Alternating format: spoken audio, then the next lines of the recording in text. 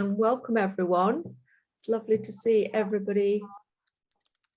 I can still hear some voices in the background, but maybe I'm imagining it. Right, so I have been asked to talk about the Three Kings preparation. I don't know, has anybody here actually, show of hands, actually done the Three Kings? Yeah, Judith, Jess, Ronnie, Daphne, excellent. So we've got some people who can correct me, point out where I've made a mistake in my introduction, but just really to give a little bit of a history about the Three Kings and the reason for it, and then I'll go into the practical, how we make it and how we apply it. And then, as Linda said, there'll be time for questions afterwards. So it wasn't actually Rudolf Steiner who came up with the Three Kings preparation. It was a German guy called Hugo Erb. I love saying that, Erb. And he was a lifelong biodynamic farmer. He died in 1965. And he had a very, very close connection to the elemental world. So the world that is hidden to us, but works through the physical world. So in biodynamics, we talk about elemental beings. That's the elemental world, the world where the substance is animated. And so his very close connection to this unseen world meant that following the atomic bombing, the nuclear bombing of Hiroshima and Nagasaki in 1945, that he felt or observed a massive disruption in this elemental world. And he actually came up with quite a lot of different preparations, but this was one that he developed that would actually help to mitigate the damage that was done by those explosions. And the damage he felt was done to the Earth's organism, so the kind of life of the Earth. And he also felt it would bring the elementals back into an equilibrium. So it's actually quite a significant preparation, really. It's got quite a profound meaning, but I think it's also quite a joy to do, particularly at a time when we can't really do much in our gardens with the biodynamic preparations, with the horn manure and horn silica. So this is the winter preparation that we can get involved in. And it's actually centered, the name is a bit of a clue, it's centered around the three gifts that the Three Kings brought from the East. So the first one is gold. So you'd think, oh, right, I'll get some gold from the Biodynamic Association. What you get is a bag of very suspicious looking white powder. But what it is gold it's a homeopathic powder. It's called a trituration. And it's gold that's been processed. So it's still there in I think it's a D4 homeopathic what's the word? Homeopathic solution, I suppose, but it's actually in a powder. And gold is the symbol, universal symbol of wisdom and intelligence. And then next we have frankincense. So that's, again, these are larger quantities. This is a farm dose of this Three Kings prep, but I know that there are some garden size amounts being prepared, probably as we speak, that will be available on the Biodynamic Association website. So this is a bag of frankincense, and this is an aromatic resin. So it's hard pieces of resin from the Boswellia tree. And frankincense is the universal symbol for spiritual intuition, and it's a devotional offering. And then the third gift that the Kings brought, they didn't bring it in plastic bags like this. This is myrrh. And again, this is another tree resin. I believe it's from a small thorny tree species of the genus Commiphora, which I'd not really heard of till I started researching. But another tree resin that was used by the Egyptians for embalming. And the kind of symbolism for this is the victory of life over death. So those are the three main ingredients, the Three Kings of the Three Kings preparation. And really it's to be interpreted as a kind of gift to the earth and to the elemental world. So quite a lovely thing to do, particularly in the middle of the winter, which is when we actually think about applying it.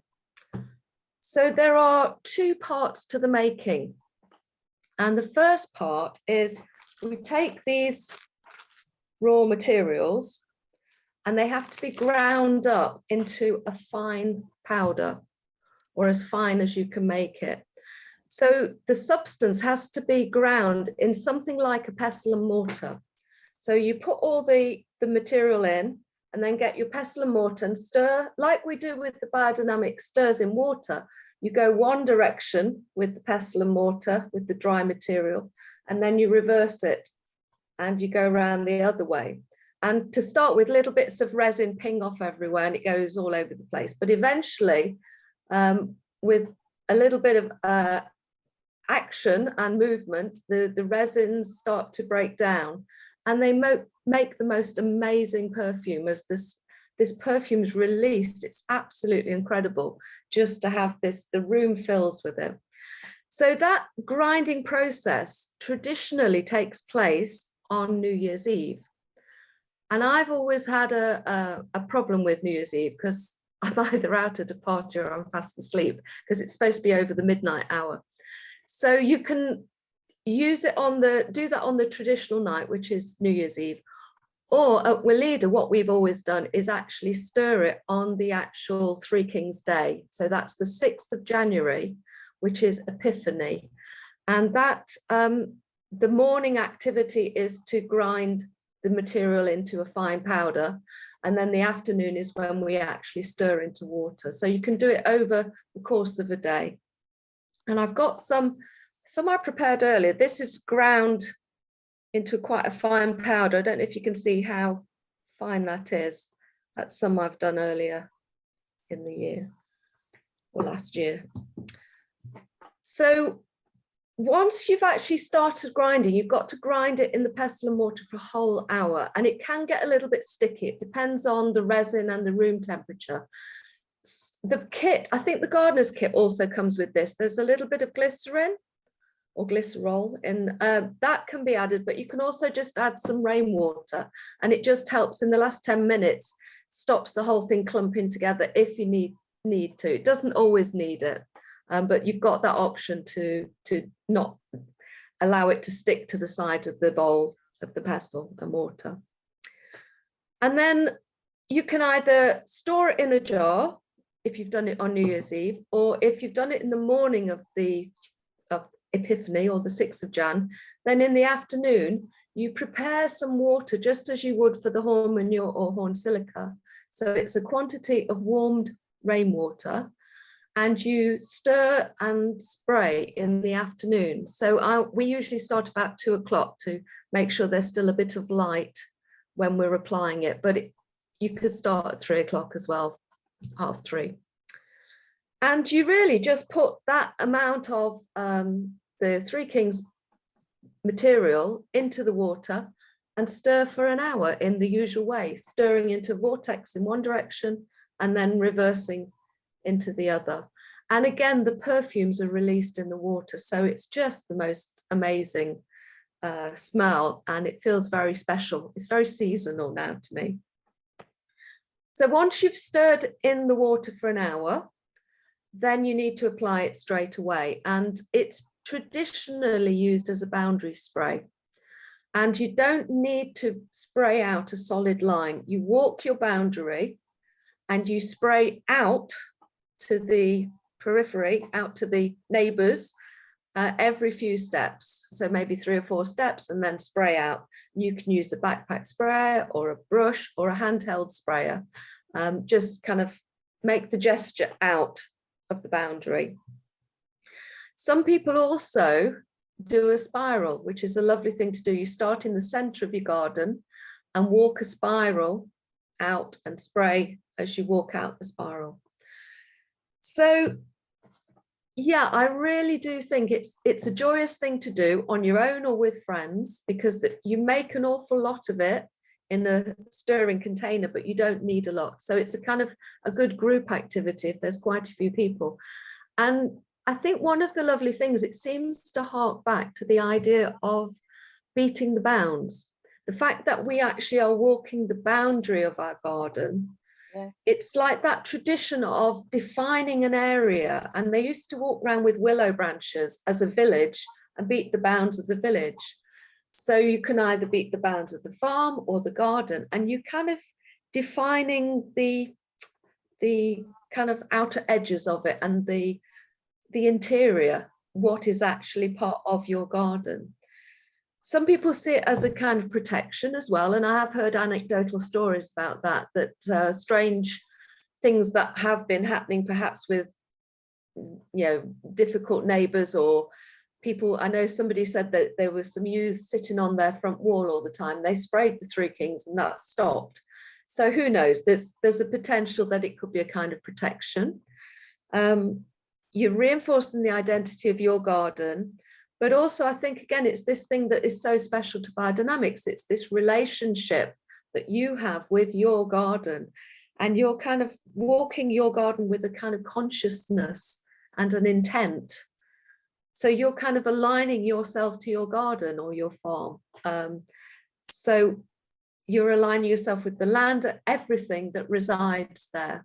So it's such a joyous, lovely, lovely thing to do. And if you've not done it, I really do suggest you give it a go. It sounds like a bit of a process, but actually it's a joyous process, and the perfumes reward you. It's beautiful. So I think we can open to questions, if that's okay. Are there any questions, Linda? Not yet, but I think on behalf of everybody, I thought that was fantastic, Claire. Thank you. Excellent. Does anybody want to speak and ask a question or tell me their experiences? What have you guys done? Yeah. Don't be shy. No. I realised when you were talking about it, yeah, that I haven't done it at all. I must have thought about it last year and not got round to it, because I thought, I don't remember doing that with frankincense and myrrh. You would, honestly, if you'd done it, Ronnie, you would remember, because yeah, I know. As soon as you started talking about it, I thought, no, that's rubbish. I haven't done that at all. Well, give it a go, and yeah, see how you it sounds amazing. It's fabulous, because I did. I mean, I remember the first year I did it, or second year I did it. I was literally, I walked out and there was a gale blowing, and I thought to myself, no, why am I why am I doing this? Because it's 20 acres. So to walk or so I was like, why am I was just like, okay, fine, just start. I kid you not. The heavens cleared. We had a beautiful moon. All the stars were out. I walked the boundary, and then literally I stepped out to the back to get back into the house again, and it all closed over, and we were back to the storm. It was amazing.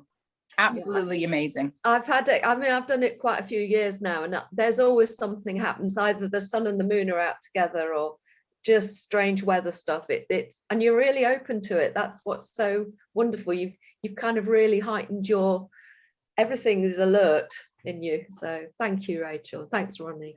And thank you, Rachel, for being Father Christmas too. We like it. Thank you. Well, it's a Christmas party. I mean, I'm glad at least Claire's got her sparklies on, right? And yeah, you've got I know. yours, All I can manage is a bit of doodah in my hair. But anyway, I got a bit sparkle. Yeah, no, that's good. I couldn't find my sweater, which is a really bad sweater and probably break the Zoom call if I wore it. So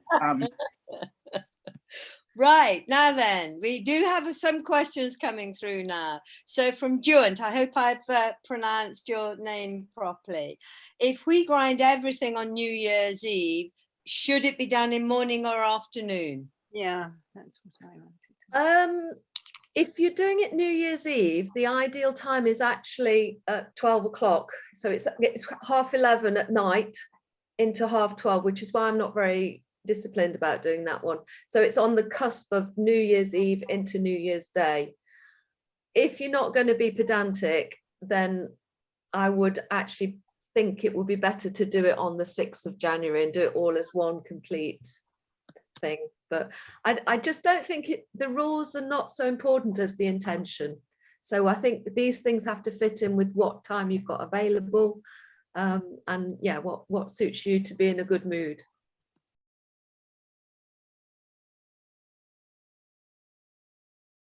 So thank you. It's lovely to be here, or there, or in the ether. I have, in the past, had rather a negative relationship with canapes. I always thought they were a bit sort of, I don't know, I wouldn't like to say pretentious, but a bit unnecessary. And I then started doing very large events, and they invariably started with canapes. And it is astounding how much time can be spent perfecting a canape. So I could have produced in the morning, you know, a meal for 100 people, whereas it had taken 4 people all morning to prepare the canapes. And they were exquisite. And I think beauty is a very important part of digestion, so don't get me wrong. But they were exquisite. And you know what? They disappeared in a second. All that work, gone. Then I learned the etymology of a canape. And it comes from the French sofa. And I started thinking about it in a different way. Because what it reminded, the chef, French chef, that first started with canapes, he took a little bit of material and put it on a piece of toast, and it was like somebody sitting on a sofa. Well, that's all by the way. But for me, it was the idea of a sofa and relaxing. And so I thought, how wonderful to have canapes that were relaxing. So I have gone into a very much more rustic form of canapé, not ones that take hours and hours to make, and ones that can just allow you to sink into your sofa and eat them in a relaxed way. So as much as I like the twirls and the embellishments and all the beautiful things you can do, this is rustic. And I'm going to start by showing you my bases, because my bases are all gluten-free. And that's the other thing that I wanted to do with the canapes, is just make them available for anyone. I don't want these big discussions about what you can and can't eat. Let's just have a plate full of food that everybody can eat. So I have got 3 different bases that I'm going to share with you, and hang on, and also I want to try and just use ingredients that we can get from the land around. So that's my basis for them: rustic and gluten-free, and using wonderful vegetables and herbs that we could have grown ourselves. So I'll show you the bases first.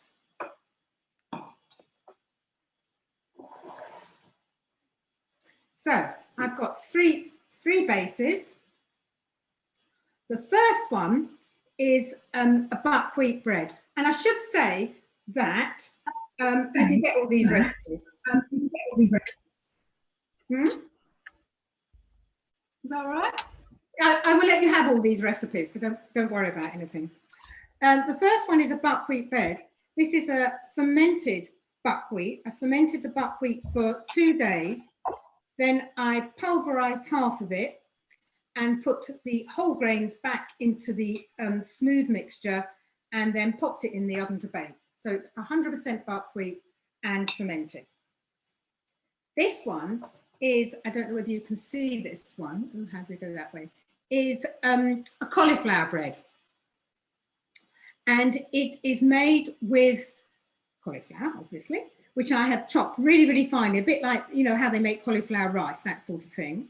Chopped it very, very finely and mixed it with some ground nuts. And you could use hazelnuts, almonds, or chestnuts, and then spiced it and popped it into a tin and baked it.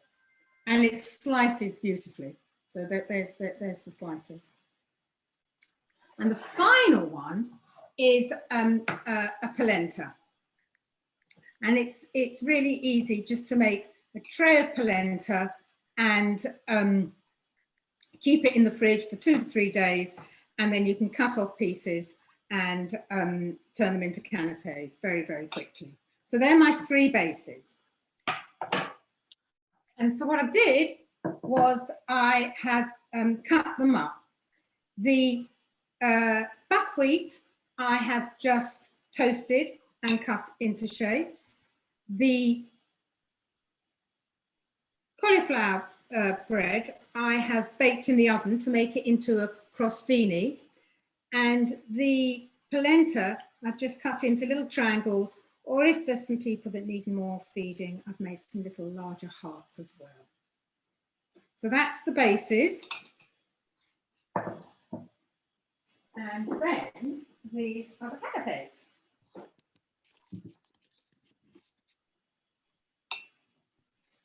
So the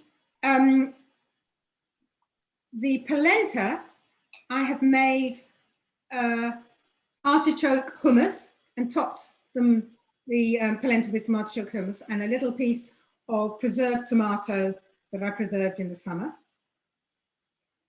The cauliflower bread, which is a real celebration of the garden, has got a beetroot relish on top, and the last bit of my parsley growing in the garden.